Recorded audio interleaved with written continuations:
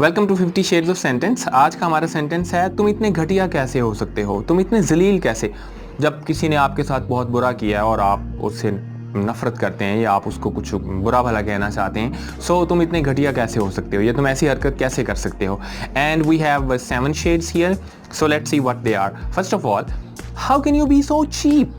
तुम इतनी चीप कैसे हो सकते हो यार, मुझे यकीन नहीं आ रहा, राइट। और how could you be so cheapy. cheapy is a slang with the same meaning as cheap, so how could you be so cheapy। इतनी घटिया हरकत कैसे कर सकते हो तुम।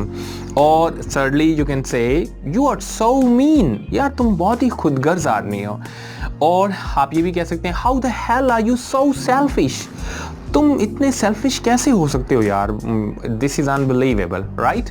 और आप ये भी कह सकते हैं you are so mean, I abhor you, तुम बहुत खुदगर्ज हो यार, हमेशा खुदगर्जी दिखाते हो, and I hate it.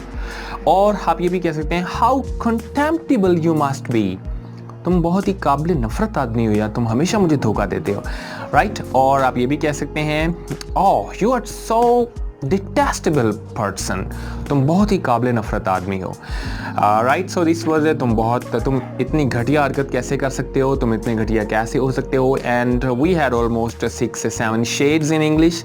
That's it for today, see you next time.